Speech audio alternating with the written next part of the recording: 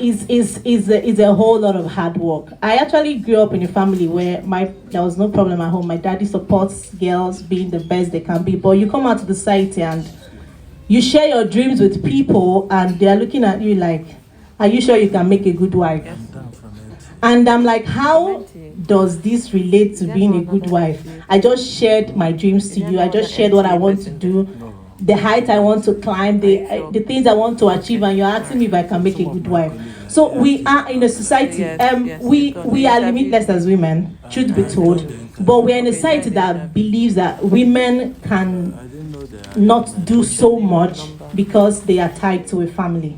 But we need to know that we're much more than that.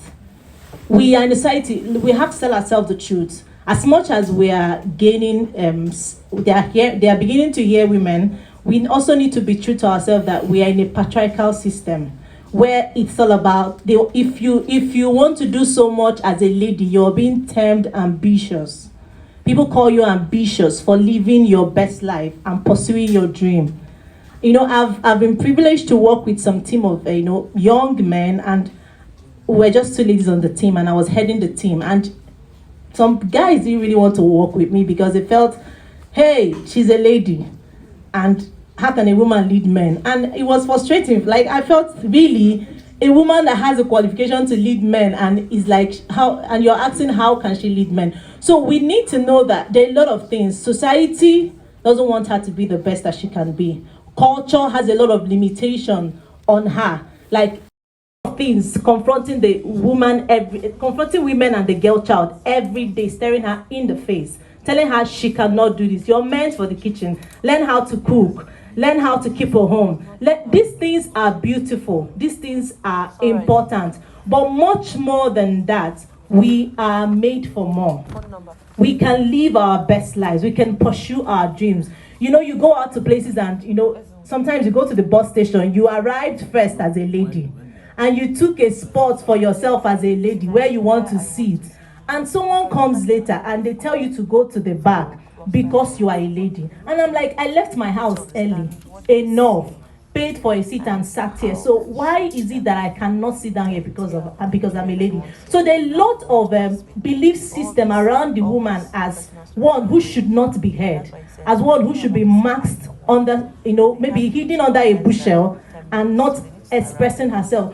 But it makes it more inspiring, because the more these limitations stare you in the face, the more you develop resilience to do so much more. The more you have the confidence and the courage to strive to become the best that you can be. Because I tell people, if they say women cannot do this and you actually do that, you've broken the ceiling and they can't stop you. You're unstoppable. So I think I want to stop here. Thank you. Okay, hello everyone. Once again, I'm Joan Onachuku. I'll borrow a leaf from my sister here, Yuji. The African society has a system that is actually built for women to fail. But we have to rise above it. As a woman growing up from being a girl, I have 5 brothers, I have 2 sisters, and I have an amazing dad and mom. My dad, he's Igbo, but he grew up in the West. So he kind of reasons differently. My dad taught us to treat each other kindly, taught us to do anything. I mean, I can wash a car confidently, in and out. I can sweep a garage, anything. I can do a lot of things. I can go to the farm, I can plant, But then in school, even while growing up from nursery, people say, why do you behave like a boy? You're so much like a boy.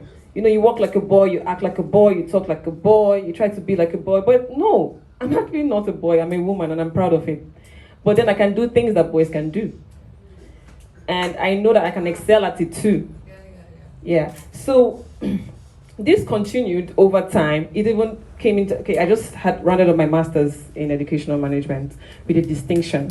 But then I have professors that would tell me, Joan, you're too young. You're too young. Where are you running to? Don't do your PhD. Calm down. Stop. It's not, don't do that. How old are you, self?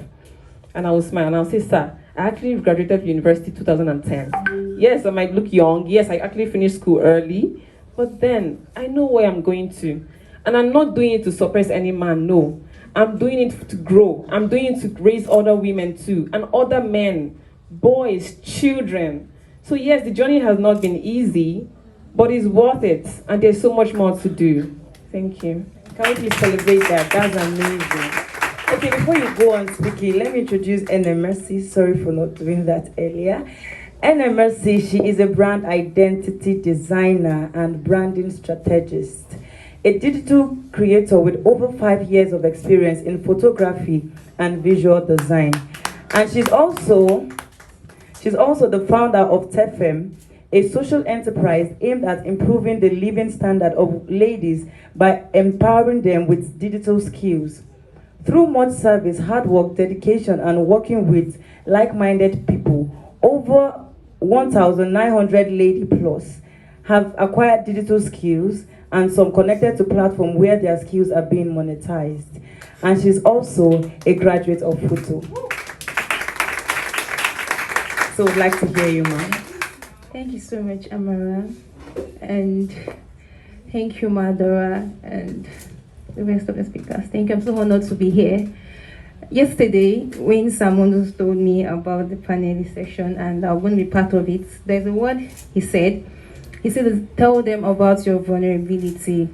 And that is something, if you know me, that's something I stand for. I represent my story. So, basically, while growing up, I'm the 7th child and the last born. And my dad was a first man. So, you know, the whole home of yes sir, yes sir, yes sir. That's kind of house I grew up in. And my dad had everything he needed. So he actually stopped my mom from doing anything. So my mom is this industrious woman, but my dad said, no, take care of my children. That was long time ago. So she can't really do anything because that's the nature of woman.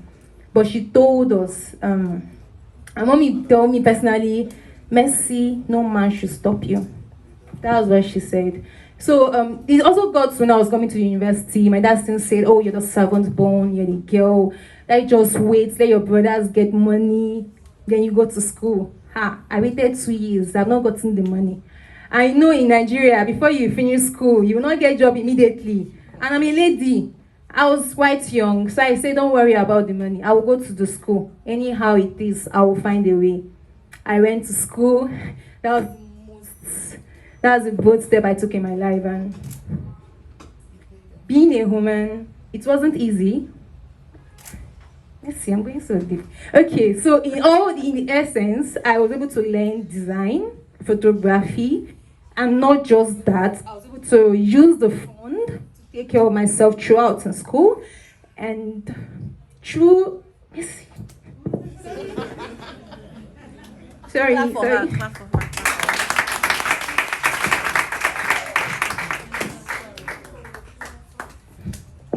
You're amazing. Okay, thank you so much. That's amazing. Anyways, let me take you back to women and leadership. I would always recommend that book whenever I'm talking about women. I'm talking about womanhood. One of the women there talked about this aspect of vulnerability. As a woman, the crying aspect. And she described herself as a weeper. She said, I don't mind you call me a weeper. I cry seeing children sing. I cry seeing... As in, that feeling of womanhood is just there. So you can't take it out from me, and it doesn't stop me from being that leader you want to see in me. That was the essence of what she was saying. So a lot of people think when a woman cries, she's weak.